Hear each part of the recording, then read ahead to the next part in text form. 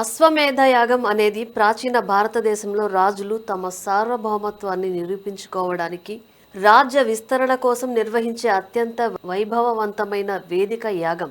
ఇది అన్ని యాగాలకు రాజుగా పరిగణించబడుతుంది. ఈ యాగం లక్ష్యం ఇరుగు పొరుగు రాజ్యాలపై ఆధిపత్యం చెలాయించడం, చక్రవర్తిగా గుర్తింపు పొందడం.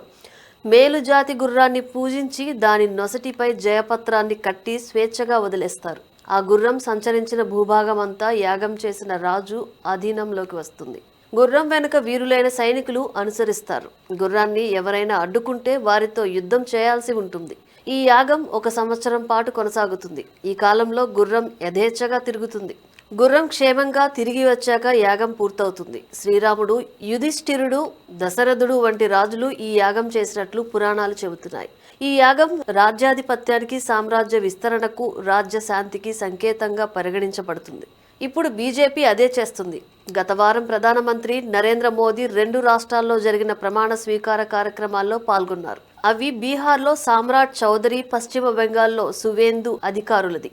కేవలం ఇవి ఆయా రాష్ట్రాల ముఖ్యమంత్రులుగా ప్రకటించడానికి ఉద్దేశించినవి కావు. ఇటీవలి సంవత్సరాలలో సాధించిన విజయంతో స్ఫూర్తి పొందిన కాషాయ పార్టీ ఒక ఎన్నికల అశ్వమేధ యాగాన్ని ప్రకటించడమే ఆ కార్యక్రమ లక్ష్యం.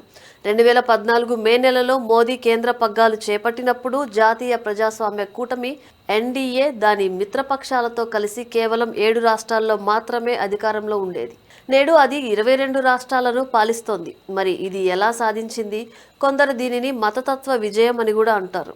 కానీ దీనికి వివరణ నిజంగా అంత సులభమేనా? 1988లో రాష్ట్రీయ స్వయం సేవక్ సంఘ్ ఆర్ఎస్ఎస్ మోదీని బీజేపీకి అప్పగించగా ఆ పార్టీ ఆయనకు గుజరాత్ బాధ్యతలు అప్పగించింది. 1 సంవత్సరం తర్వాత జరిగిన మున్సిపల్ ఎన్నికలే ఆయనకు మొదటి పరీక్ష. బీజేపీ మొదటిసారిగా అహ్మదాబాద్ మేయర్ పదవిని గెలుచుకుని తన విజయయాత్రకు నాంది పలికింది. ఆ సమయంలో గుజరాత్లో అబ్దుల్ లతీఫ్ అనే ఒక పెద్ద కల్తీ మద్యం వ్యాపారి ఉండేవాడు. అతను 5 కౌన్సిలర్ స్థానాలకు స్వతంత్రంగా పోటీ చేయగా అతని మద్దతుదారులు అతన్ని బోనులో ఉన్న పులి అని పిలిచేవారు. లతీఫ్ అంశాన్ని ఎన్నికల ప్రచార అస్త్రంగా మోదీ మార్చుకున్నారు. దాంతో బీజేపీ గెలిచింది. దీనిని మతతత్వ కోణంలో చూసిన వారు అసలు విషయాన్ని గ్రహించలేకపోయారు. లతీఫ్ అబ్దుల్ హమీద్ లాంటి యుద్ధ వీరుడు కాదు.